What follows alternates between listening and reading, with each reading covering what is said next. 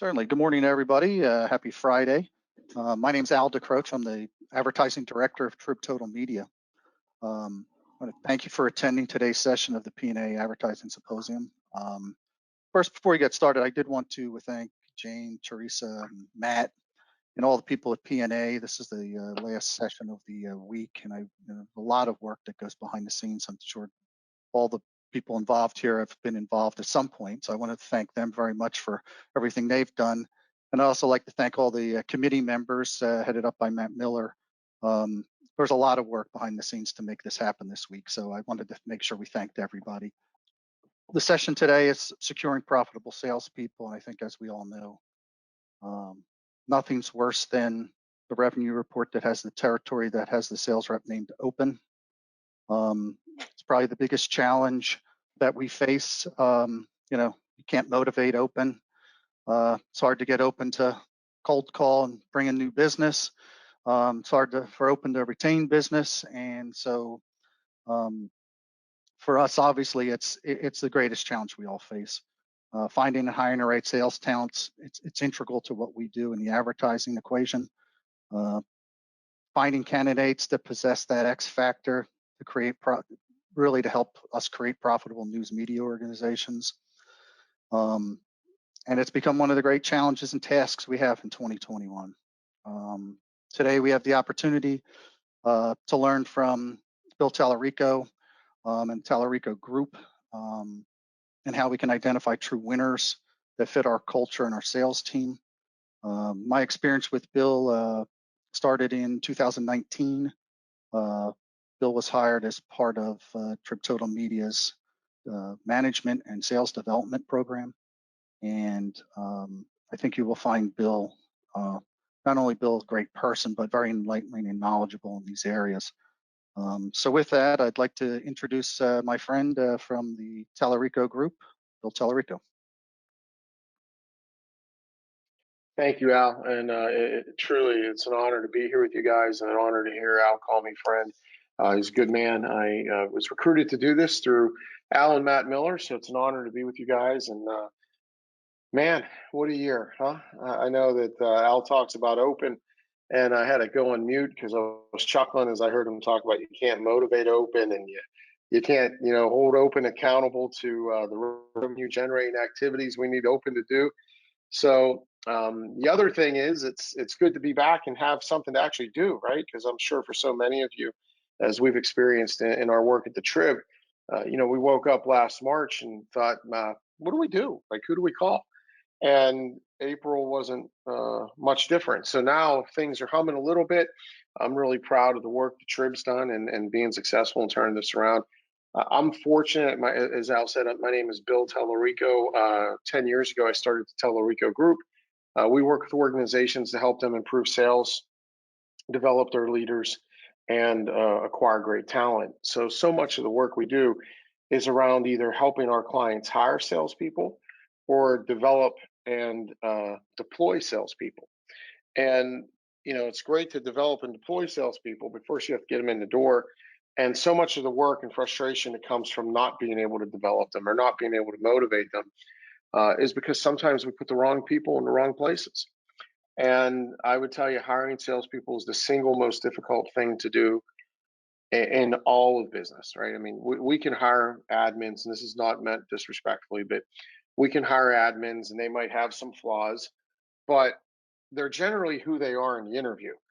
Salespeople, they make a living getting people to like them 1 hour at a time. And when we come into interviews, what happens? We sit down with them for an hour and we wonder 6 months later, boy, that's not the person I hired.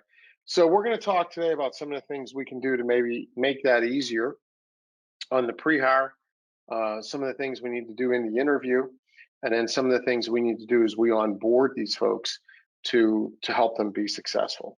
All right. And as Al mentioned, boy, I do love questions. So if you're bold enough and you'd like to just come off mute and yell a question at me as we go, feel free. This is, I think we've all been zoomed out, right? And have sat through enough lectures and feel like we're back in college. I prefer to make things interactive. So if you have a question, I'm comfortable if you come off Zoom and just throw it at me. If you're more the chatter in the chat box, please submit that chat. And I think, Matt, you're monitoring that. So as they come up, please interrupt me and share those with me, because I'm not going to take a look at chat, okay? So as I said, when we start thinking about hiring, and we start thinking about how do we bring on sales reps that are going to be successful, and as Al said earlier, be profitable, there's really three phases we need to think about. It's the pre-hire. That's the advertising we're doing. It's how we're reaching out and engaging with those who are potential fits for us. And then what do we do in the interview process that can help us be more successful? And then how do we make sure we onboard folks appropriately? I would argue that all three of these are equally critical, right? You know, the level of work and effort we put into all three of these is going to help us experience better success. So what are some of the things we've learned here recently? And this is just one example from a client of ours. They happen to be in the commercial cleaning space. So this is not an ad role, but it's tough to get certain people to want to work these days, right? You know, we're all hearing about folks that are having a lot of fun on unemployment and able to make a lot of money on unemployment. And I recently discovered, this was news to me, but I recently discovered that there's a lot of folks on unemployment right now that are making $1,200 or $1,300 a week in unemployment.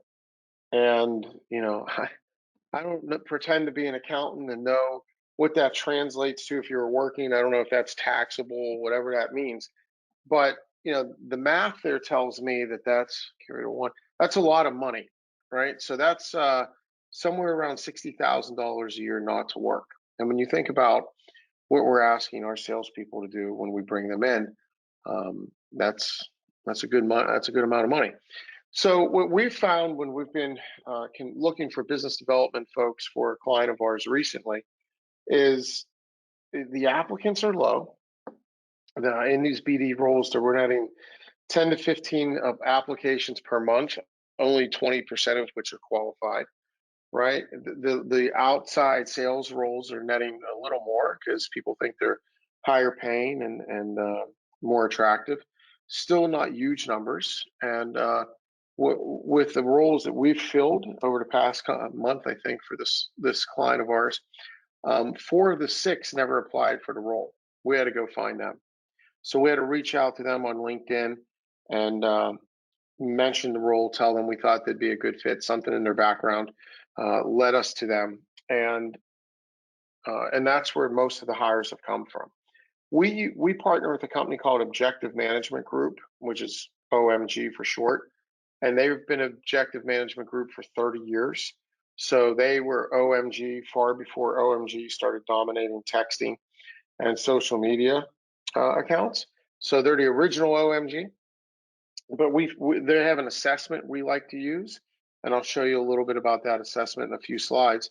But that assessment gives us a recommended or not recommended to actually interview this candidate based on their sales skills, not their personality or behavioral drive. And of those people that we're finding that apply, only 30% make it through that assessment. Of that, only 50% make it through our screening and ever get to a client. So that tells us that we need to be patient. You know, this isn't easy. You know, I think so often when we have a need, and as Al mentioned, you have open on that sales report, we feel a sense of urgency and we feel a pressure to go fast. And too often in the hiring process as hiring managers, we project why someone can be successful, right? We meet with them, we say we like them, we think we get along with them, they're personable and likable, and we project all the reasons why we think they can be successful. What I'd like you to shift in your mindset, right? The great shift to become better at hiring salespeople is instead of projecting and looking for all the reasons why this person can be successful, and oftentimes that's a reach. Instead, let's start finding the reasons why we think they'll fail. Because the most loving thing we can do is put somebody in a position for success. And it does no one any good to put someone in a position where they're going to just simply fail inside of 6 months. It's bad for them and it's bad for you. So what are some of the things we can do on the front end of this to get a little better when we're in that pre-hire phase? Well, one of the things is really define the role, right? So, and that might sound silly, but have we clearly defined what we want these people to do on a regular daily basis? Do we know what success looks like? Or do we just say, oh, I need sales reps to go out and sell $5,000 a month or $20,000 a month or whatever that number is? That's not what gets us to success. What are the things they need to do daily? What are the traits they need to possess? What are the things they need to be willing to do to get to that number? So let's make sure we clearly define what that looks like. And let's make sure that our expectations of this individual are in line with the realities of the role, because we want our expectations to ultimately be in line with the individuals when we bring them in.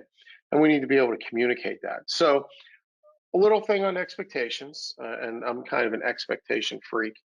I believe that every failed relationship in our life has really been a failure to meet expectations, right? Whatever failed relationship, whether it's with family members, whether it's been a marriage or a relationship, whether it's with friends that we're no longer friends with, at some point we had expectations of that individual, or they had expectations of us that were written on their heart and not communicated. And as employers, as leaders, and as sales leaders, so often we have expectations of our people written on our heart that are never written on paper. And if we hold people to expectations that we've never communicated with them and never written down and never review with them as part of their regular one-to-one as their leader and their coach, well, I mean, that's on us, right? If they fail to meet expectations that are written on our heart that are never communicated with them, that's on us, because people can't be mind readers. So I have a lot of things I can talk about with expectations, but that's not the point of today. I would just encourage you to get your expectations of your reps on paper, and it becomes a really easy way to have effective one-to-ones once you bring them on. Another key is, have we defined what our internal process is going to entail for this hire? Have we defined who needs to be involved in the interview process and why? And we've found over the years that so many interview processes are designed to sell the candidate, right, on us, which is, at some point, that's important. We want the candidate to buy into our organization and make sure it's a good fit for them. And if they're a good candidate and they have an opportunity they're at now, right, if they're working now, or they have several opportunities they're pursuing, at some point we need to make our company, our paper, our firm be more attractive than someone else. But who's involved in the process and why? And what are we really trying to get to through the process? Because rather than just selling candidates on us, I think we need to get candidates to sell us on them. And sometimes that gets confused in the hiring process. So who's going to be involved in the process? What's the process look like? Who's going to be involved? And why are they involved? Are they really there to help give us insight on the individual's abilities, or are we just interviewing to see if we like people, which too often is the case? And then start the onboarding preparation now. Once we bring somebody on, what are we going to need to do? What's necessary, right? What are the tools we're going to need for this individual? What are they going to do in their first, that whole 30, 60, 90-day phase? What are the things that we think we need to do to get them successful? If they're experienced, they might have one path. If they're new to the industry, they may have another path. But what are the things we need to do?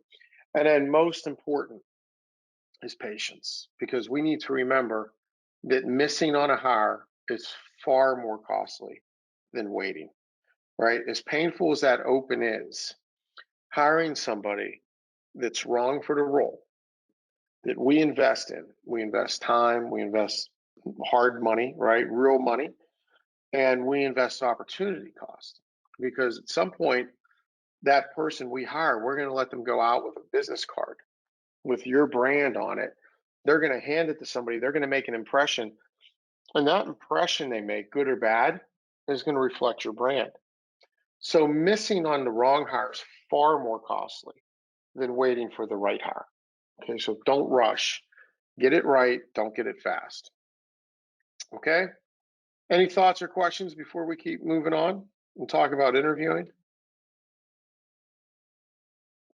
And I'm not sure, Matt. It looks like there might be something in the chat if you want to check that out. I haven't been able to read it. But Just a comment came in from one of our attendees saying that 50% of their advertisers are currently running help wanted ads, or 50% of their advertisers are help wanted ads currently. So we're not alone in the fact that we're trying to find people. I think we're seeing a crowded market. right, which is all the more reason to prepare, because a lot of the people that are in the market right now, let's be honest. I mean, the best person we want to hire is probably someone who has a job already. And if somebody's out of work, now we hope it's for a good reason, but just be cautious. We interviewed a gentleman yesterday. He's been out of work for 3 years. We brought him in for an interview here. He's in Pittsburgh, so we were able to bring him in to interview him in person for one of our clients. And all he did was talk about, well, I've had opportunities, but they weren't right, and I need to get behind somebody's product. And he claimed to have, and this is a good segue in interviewing. He claimed to have this great network of all these people that he's connected to. And one of my partners said to him, haven't any of those folks been able to help you find a job or have work for you? He said, well, yeah, I've had several offers. It just wasn't a product I could get behind. And we thought, well, for 3 years, you've had offers, and these are people that are in your network. So you're saying you associate with people that represent products you can't get behind. Like, we have to be in tune to that to be able to understand what that really means, because that just didn't jive for us, and we ended up letting him know he wasn't going to be a good fit for the role, because that's excuse making. That's maybe an outright lie, but that just didn't jive for us. So in the interview, Bill, before you jump on to interview, a few questions, another question did roll in here, 2 more.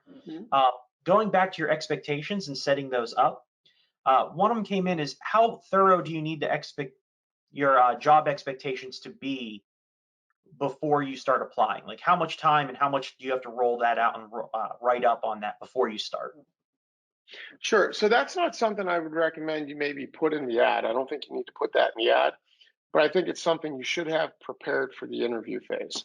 So once you start getting to an advanced interview phase, it's something I like to introduce to somebody in the interview phase, so they're prepared for it.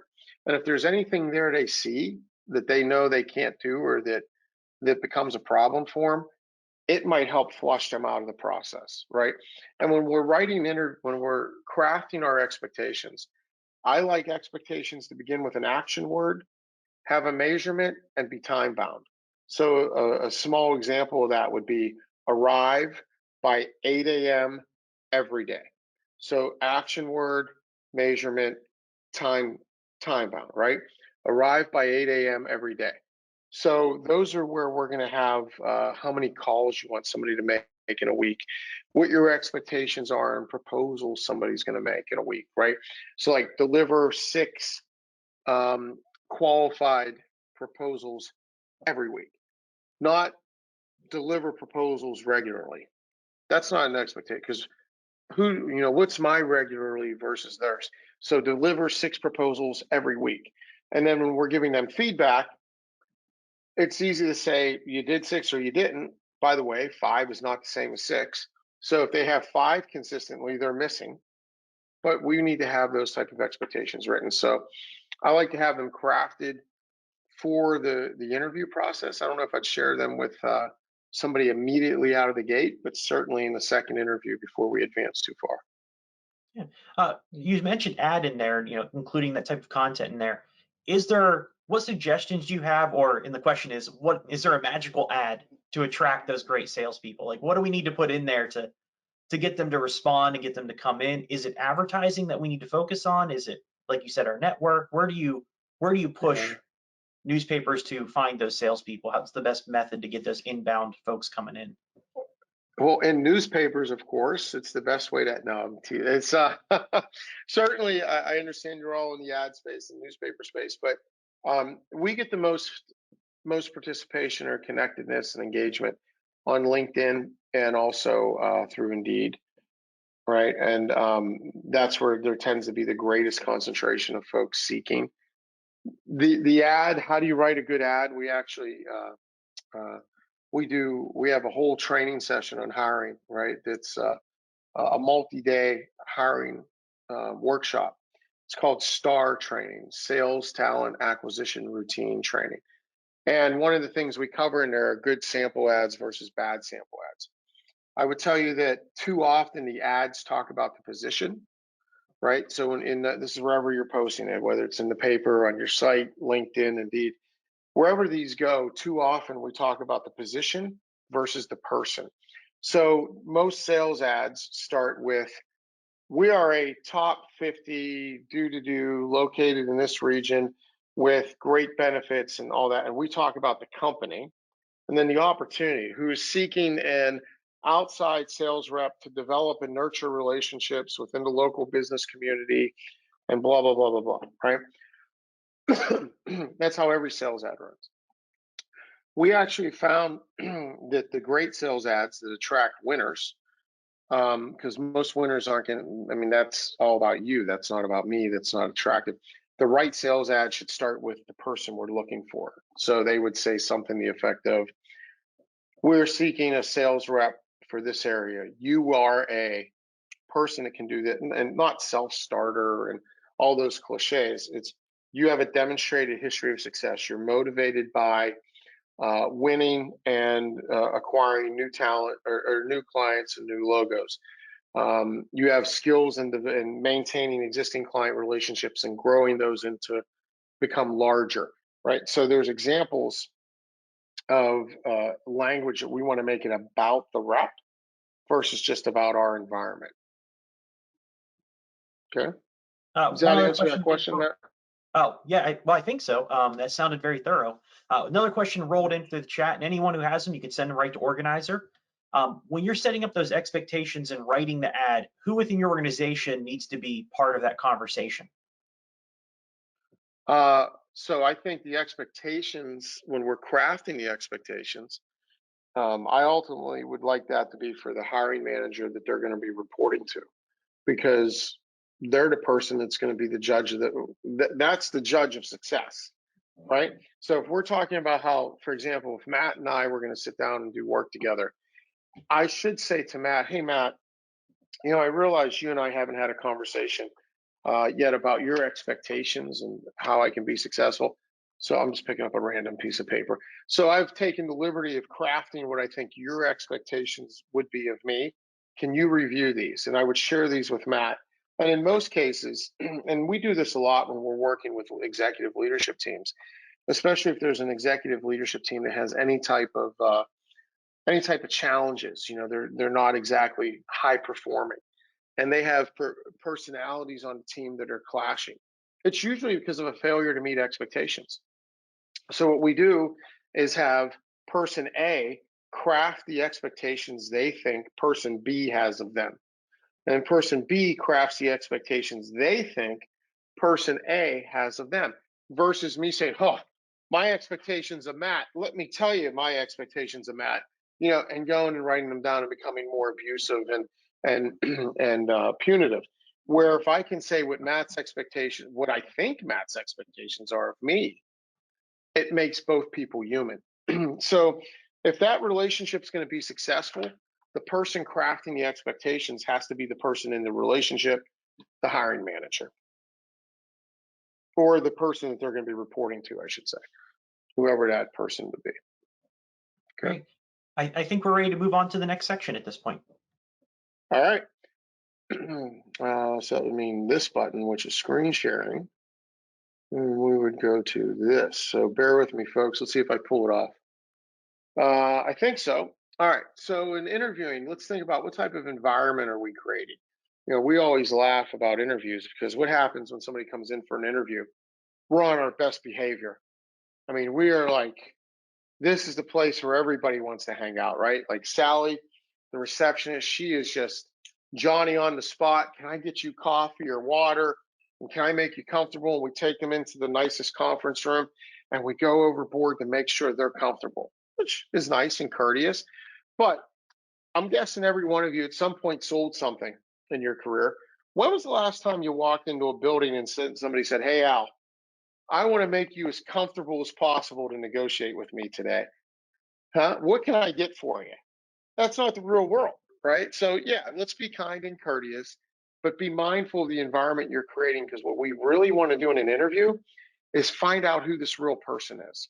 Remember, we're not there to sell the company. We want to find out more about them and understand who the real person is. So courtesy is great, but we also want to make sure we're having, getting to a real conversation with this individual.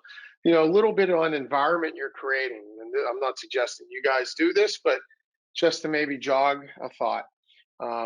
Southwest Airlines, right? One of their core values in the company is teamwork. So they expect everybody to help everybody. And one of the things they do when they're interviewing, and they had to stop this once it got out in Pat Lencioni's book, but what they used to do is when they'd bring in a person for an interview, they would have them sit in the lobby. And then somebody would come through pre-designed carrying a bunch of boxes, right? And this person would be carrying something that appears to be heavy and could drop, and they'd go to a door. And they'd be standing at the door trying to figure out, how do I balance the boxes and open the door and get through? And the receptionist's job was to observe how the interviewee handled that. So if the interviewee was sitting there and watching this person walk through the lobby, struggling with boxes, not being able to open the door, and didn't get up to open the door for them, they were done, because that's just inherent on what they're looking for. They're looking for people that are natural helpers to their colleagues. So that's an example of what type of environment are you creating. Remember, as I told you earlier, salespeople make a living out of getting people to like them 1 hour at a time. So let's not become enamored with somebody that we have a 1 hour casual conversation with, and we say, "Boy, I like them. I really like them." Because every time I've gone into a client where we're helping them replace a salesperson they had to let go, and I say, "Why did you hire that person in the first place?" They always say, "Because I like them, and I thought other people would like them too." We like to use the Omg Sales Assessment because it helps us understand how to interview. So I would recommend you use some assessment that'll help you get to an objective understanding of the individual versus just your subjective understanding or desire and like for this individual. We like the Omg Sales Assessment because it's the world's only pure sales assessment. Every other assessment out there is a behavioral-based assessment like DISC or Myers-Briggs or Predictive Index or any of those. They're behavioral assessments that are projected into what they think should make a good salesperson. As an aside, there's never been a study done that's proven or even suggests that an extrovert makes a better salesperson than an introvert. What's much more important for a salesperson is their need for approval. So if I'm an extrovert that has a high need for approval from others, I'm going to do a great job of talking to people. I'm going to do a great job of making friends, but I might not necessarily do a great job of actually closing business and meeting quota, because I'm more important. For me, it's more important to make a friend than it is to make a deal. So use some assessment with some knowledge and help that understand how it can give you insights to the individual. The other thing that's very important is we need to become comfortable with being uncomfortable. And we can never do effective interviewing if we're not going to get to healthy conflict, right? And I'm going to give you some examples of the questions we might want to ask that help us get to healthy conflict. But if we aren't able to generate or are unwilling to generate healthy conflict in an interview where we actually challenge people's assertions, like yesterday when an individual said, "Oh, I've had many offers, but I just couldn't get behind any of the people's products and believe in them." My partner said to me, he said, "So you're saying that all these people that you just told me are your friends own companies or represent products that you yourself don't believe in?" And made that uncomfortable. And the person didn't have a good answer for that. It was just a bunch of squirming and screaming and whatever. But don't just accept that answer like, "Oh, this is an ethical person." No, it's a person that's lying to you, and there's a reason they've been unemployed for 3 years. So be comfortable being uncomfortable. And find team players, right? People that are humble, hungry, and smart. And that humble, hungry, and smart comes from Pat Lencioni's book, The Ultimate Team Player. And for those who are not familiar with Pat Lencioni, he wrote a book called The 5 Dysfunctions of a Team. It's an incredible platform that helps us build winning teams. We're partnered with the Table Group, which is his company. By the way, The 5 Dysfunctions of a Team, an amazing statistic. It still sells. It's been in print for roughly 15 years. It still sells 9,500 copies a week. Think about that. 15 years later, and that book is still selling almost 10,000 copies a week. It's a remarkable book. But Pat Lencioni's research is incredible. And he talks about how the ultimate team players are humble, hungry, and smart. And I'll give you some examples of how to look for that. We talked about OMG. This is an example of the OMG dashboard that's produced for everybody that takes the assessment. We measure just sales skills, not personality traits.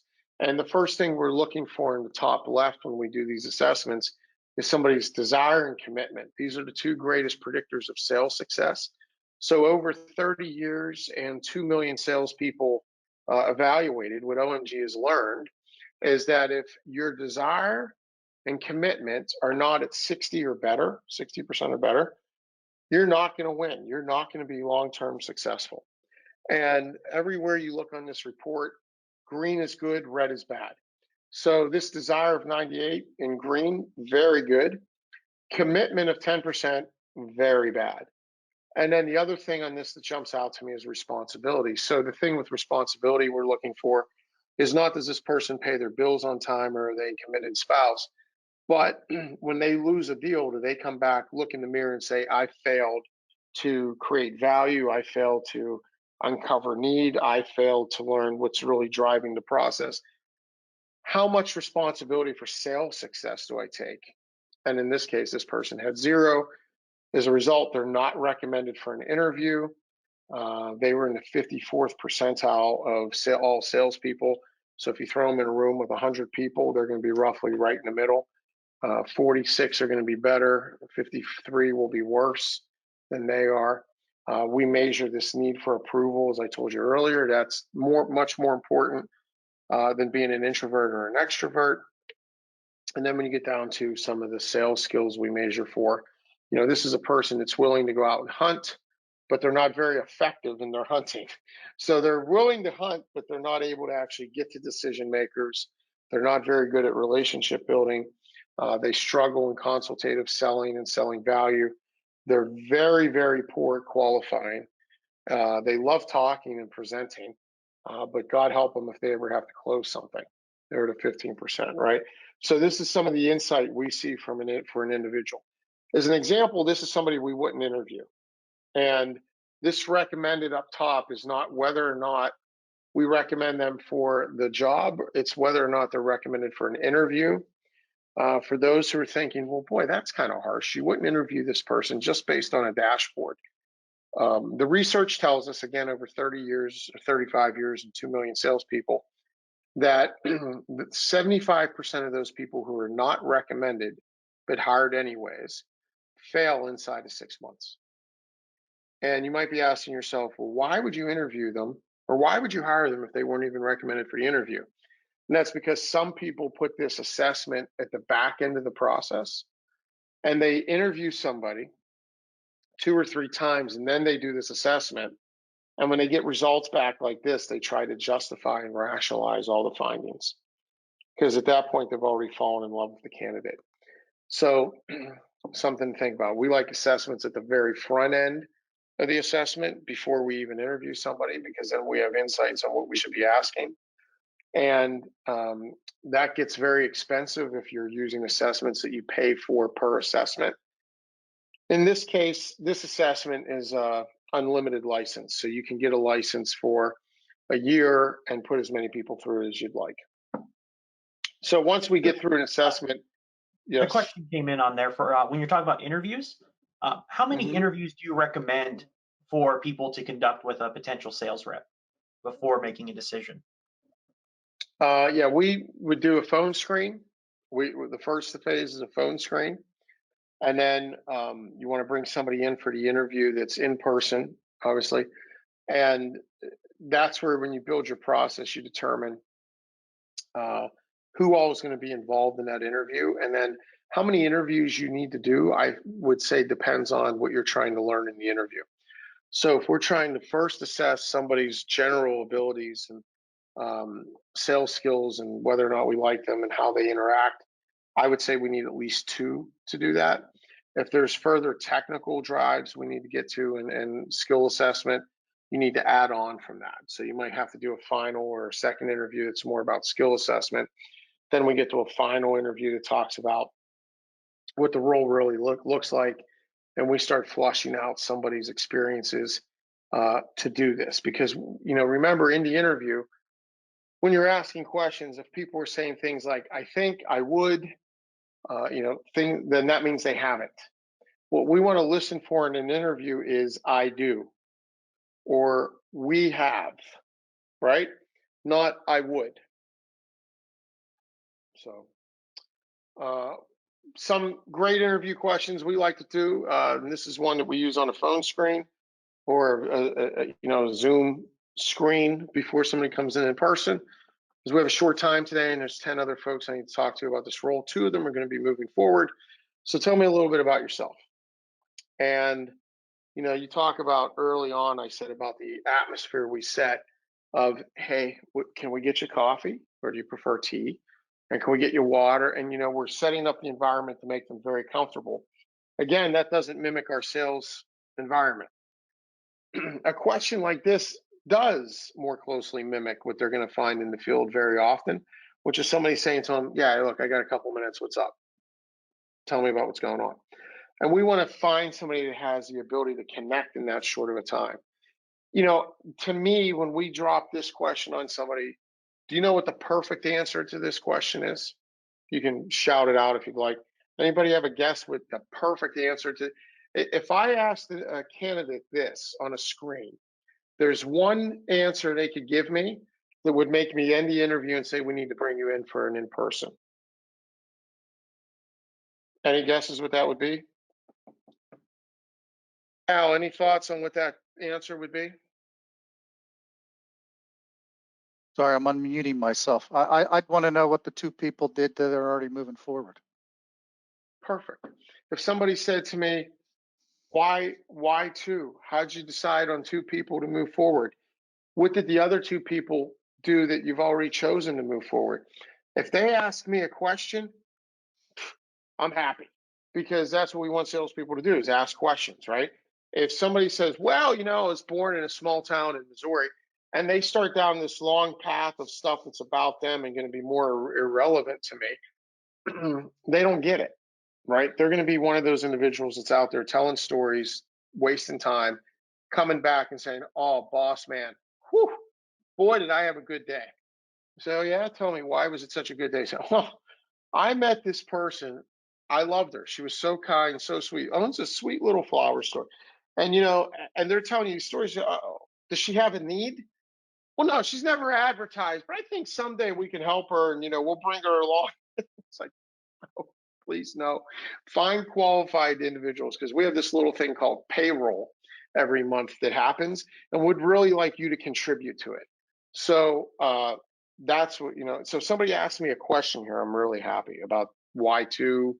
What are you looking for? The 2 people that go forward, what do you think they're going to demonstrate?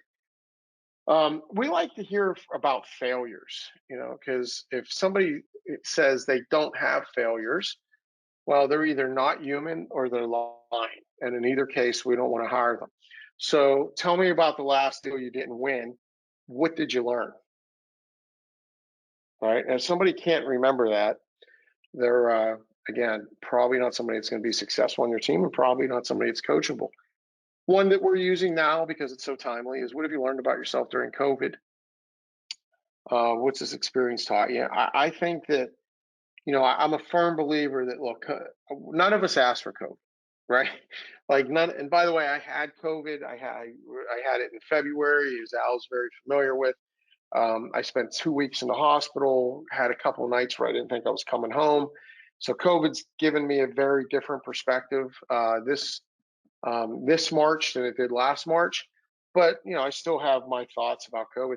But there's been a lot of good that's come out of COVID. And if somebody hasn't grown positively in the past 12 months, is that somebody you really want on your team responsible for your revenue? Like if that means they're just not a grower, right? If that's somebody that has spent the past year that's still in a rut and is like, well, I learned I don't like being without people. Okay, what else? I mean, we're looking for something there that's enticing. We like to ask people about their sales process, so we give them open-ended. I like to trap people in a way. I know it sounds bad, but again, the reason we interview so harshly is not to be mean, but it's because we don't think it's loving to put somebody in a position to fail. I look at individuals that are, and so often we're interviewing single moms or single dads or whatever the case might be, and we're putting people in positions that having them go through this in another 6 months because we failed to do the homework on them. We failed to find a place where they can be successful. I don't want to do that to somebody.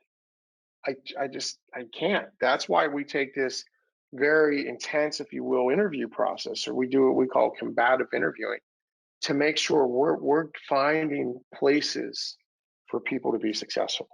So we like to ask them about their sales process. Tell me about your sales process.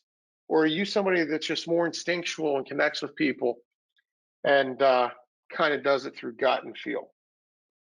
Right? By the way, that's the wrong answer. So if somebody tells you they're just so good and they do it through gut and feel and people love me and I just connect and do, okay, well, tell me about what you think is important when you're connecting with somebody to actually get them to say yes. And then I love to throw people into role play. And when we're in role play, what we're listening for is consultative selling. We want people that start asking us questions, not people to just respond, right? What's something you can do very easily? And I know this, I have people that say that this is elementary or it's childish, I've been told. I had one person like actually flip out on me and tell me that I was childish and he couldn't believe that our client was paying me for this. I was like, okay, well, guess what? They did. And you don't have to believe it because, but that was more a reflection on their lack of ability and their frustration because they fancied themselves, a great salesperson. One of my favorite questions asked somebody if you have to go into role play is, do me a favor. Hey, Al, do me a favor. Sell me a pencil. Sell me this pencil. Or in this case, the pen, right? Or sell me the phone, or sell me this coffee mug, whatever it might be. And I remember one time when I had my own team, this before I started this firm, and I was leading the sales organization somewhere. And I used to have a desk phone with a headset I'd put on and had a wire to it. And I was interviewing a young lady, and I said, "Do me a favor, sell me the phone." And she goes, "Oh, okay, well, let me see." And she came over to my desk and like picked up the headset and put it on. And she started telling me all the features and benefits of this phone and the whole deal. And I was like, "I don't think this is good for you." And she was so frustrated with me. And because the only thing we're looking for when you tell somebody, "Sell me blank," is them to ask you a question about how you use it. Like if I were to say to you, "Sell me the pen," all you have to do is say, "Tell me about how you use a pen." That's what somebody who's perfect for the role would be. Tell me about how you use a pen. If somebody takes it and starts telling you all the features and benefits of the pen and like, look, it's really pretty in blue. By the way, if somebody tells you about how it looks, that means they're very much an eye and like a visual in the world of disc, and they're very visual, and they're going to try to sell you like the glitz and glamour. And they're not really worried about the detail and the functionality and the outcomes. But as you start asking people to do this, we're looking for conversationalists. We're looking for people that ask questions. Okay. All right. So as we go through great interview questions, continuing, we want to ask them, "What do you know about me?" What's that tell us? It tells us if they've done any research on us on LinkedIn, if they prepare at all. Again, indicative of how they're going to perform in a real world sales environment. If you say to somebody, "What do you know about me?" and they say, "Yeah, not much. Why don't you tell me about you?" Right? How do you think they're going to prepare at all for when they go out to a customer appointment that they might be making 20 of in a week.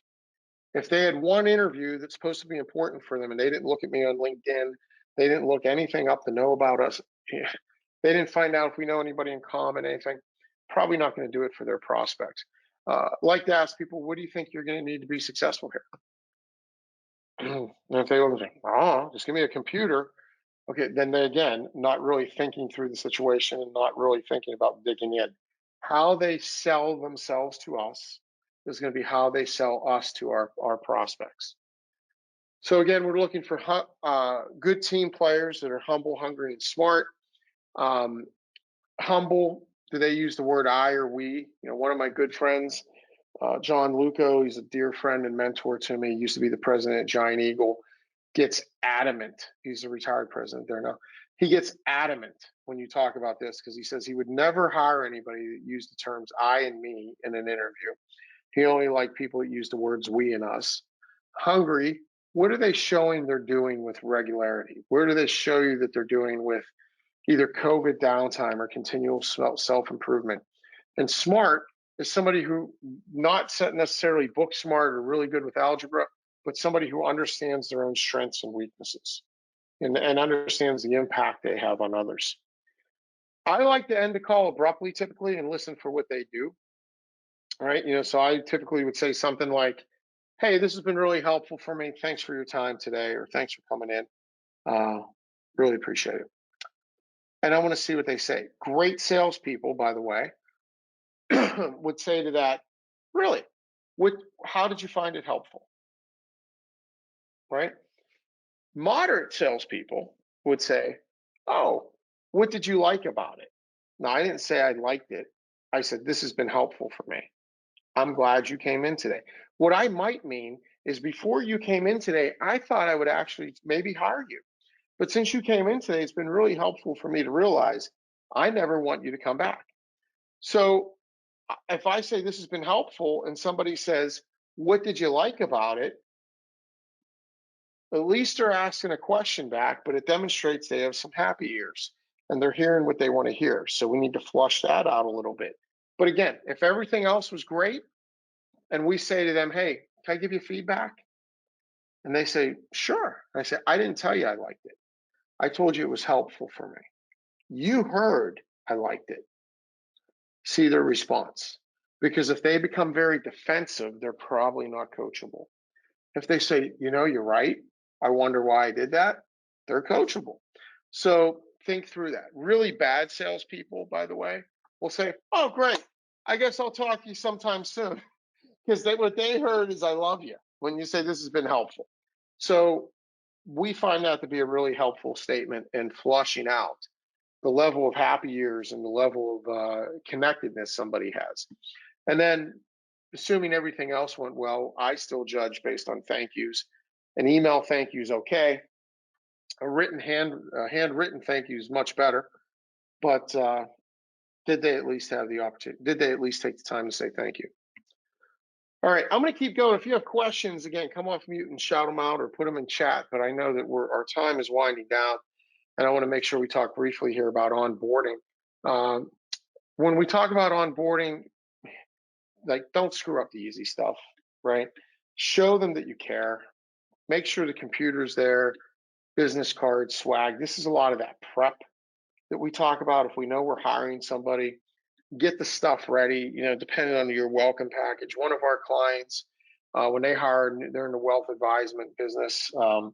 When they hire a new wealth advisor, their first day on the job, they come in and at their desk, they have a new computer waiting for them. They have a basket, like a wicker basket with swag in it. It'll have like a Patagonia that's their size with the logo on it, has like a ball cap, has the mug, all these things. Like the, you know, here, you're part of the team stuff. You can represent the brand. Whatever you do that way, just do something that lets them know you care. Don't limp in. There's nothing worse than somebody coming in on their first day and hearing, yeah, you know, I'm not sure where we're going to put you, but for now, why don't you sit here? And oh, by the way, we ordered your computer. It should be here by next week, right? Things like that. Just think of that early so we don't have to limp in. make sure we've defined what we expect for them and have it on paper. In a recent survey through the RAIN group, top performing salespeople said the number one thing they desire, the absolute number one thing they desire, is not more money, it's not more recognition, it's task clarity. What do I have to do daily to be successful? So define those things that you expect from them and make sure we're communicating that as quickly as we can when they join us. Make sure we share with them what the 30, 60, 90-day plan looks like, what the expectations are for progress over that time. And then if we're going to put it in place, make sure we track it, because I'm a big fan of the phrase, you endorse what you tolerate. So if we put this in place and 30 days later, nothing's been done, but we don't inspect it and we don't review it, guess what we just told them? When I tell you stuff, it really doesn't mean anything, because I'm not going to take the time to look at it. So we endorse what we tolerate. And then 6 or 9 months later, we're going to have somebody that's failing. And we're going to say, you never, well, no, it's actually we never. So you endorse what you tolerate. Concentrate on activities, not outcomes, because we need to give people the right revenue generating activities and make sure they're performing the right revenue generating activities in enough time, right, in enough quantity to be successful. We can't judge outcomes in 30, 60, 90 days, only activities. And make sure we're establishing the right rhythms of accountability. What's going to be the check-ins? How are we going to coach? How are we going to give feedback? How do we correct behavior in the moment versus at the end of 90 days and saying, I don't think this is working out for you. In the beginning, when somebody joins, I think it's much better to condense that feedback timeline than to elongate it. So we probably need to have at minimum weekly check-ins. For the first couple weeks or month, we might even want to have mini daily check-ins. So daily stand-ups for the individual. What did you learn yesterday? What are you working on today? Where do you need my help? By the way, you can be an incredible sales leader if you ask those 3 questions with regularity. What did we do? What are we looking at? And what are we focused on? Where do you need my help? And if we do that daily, right, with somebody as they're starting, and then do it in a little more elongated time, those daily stand-ups, 5, 10 minutes, maybe the first few days are a little longer because there's such a volume of information coming their way. And then over the weekly ones, we can make those a little longer, 30 minutes to 60 minutes in the beginning. And then over time, you can start to, if you need to eliminate the dailies. I love daily stand-ups though. And then the weeklies can become shorter, like 15 or 20 minutes. But let's make sure we're having those rhythms of accountability. Otherwise, we're not going to get results. And then we're going to be upset and frustrated with somebody else. And the only person we should be upset with is the person in the mirror. So I'm a little winded because, again, I'm still recovering from COVID and I went really fast. But we have, I think, 6 minutes left if anybody has questions you'd like to shout out. Bill, we had a question come in from the chat, and they were asking about, we found the right candidate. How do we make sure we secure them and get them to join our organization? Okay. So the question I would ask is, how do you know they're the right candidate, first of all? But that's just because I can't help myself. The second question is, how do we get them to secure them and make sure they join the organization? I think it's all honesty. It's uncovering exactly. I'm assuming that you guys have gotten through. And whoever asked that question, would you mind coming off mute so you can give me a little more detail to that or context? Do you know who asked that question, Matt? Let me go back here and look for a second here. And look at that one. That might be one of the people that was having connection issues and fell off. So that might be why they're not responding. Yeah, so what I would just say is, make sure that we're having an honest conversation about income, expectations, start dates. One of my favorite questions, Al's going to chuckle at this one because I apply it to everything we do. But one of my favorite questions, we believe in one thing questions, not anything questions. And too often as a salesperson, we say, is there any reason you wouldn't work with us? The reality is the question, and that's not permission to tell the truth. However, if I were to say, Matt, when we talk again on Thursday, if you were to say no, what would be the one reason why? Or if I were to say, what would be the one reason you wouldn't work with us, right? I get the truth. I hear too expensive, not sure about this versus another one, whatever. ask it with salespeople. Ask with people we're looking to bring on. If we're making them an offer and they say, yeah, this is great, thanks, I need to talk to my husband or I need to talk to my wife, and I want to make sure this guy, and we'll talk again on Friday.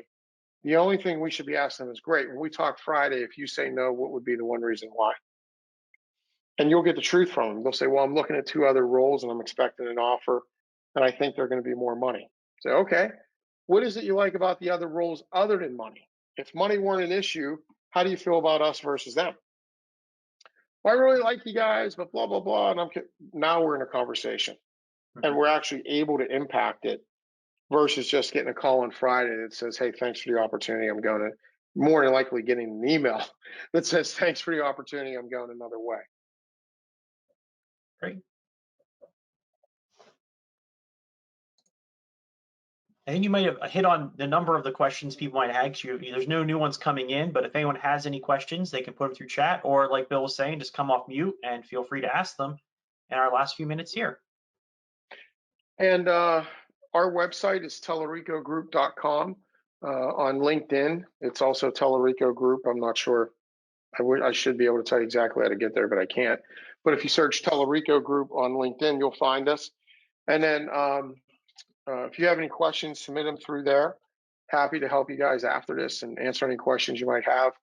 We also have a YouTube channel that you might find useful. It's the Talerico Group YouTube channel with a lot. I do a show every Tuesday morning on sales topics. So if you follow us on YouTube and LinkedIn, you'll be notified when we go live. And you can also submit questions to us there that we'll be happy to address as we move forward. Oh, there you go, Matt. Thanks so much, buddy. Not a problem. Yeah. Well, as we're closing out here, I think that's the questions we have there. So thank you, Bill. And Al, do you want to close us out for the day? Yeah, I just want to thank everyone. Thanks, Bill. Appreciate it. It's always good to hear you, even a third time during the course of a week. So, appreciate it. I want to thank everybody for attending. If you missed any of the sessions, P&A will be providing recordings of all the sessions to the attendees. So everyone who came this week for the symposium, we appreciate everyone's attendance, and we hope everyone has a great weekend the rest of today. And if you need anything from the association, please feel free to reach out. Have a great day and a great weekend. Perfect. Thanks, Matt. Appreciate it. Thank you, everyone. Take care. Have a great week.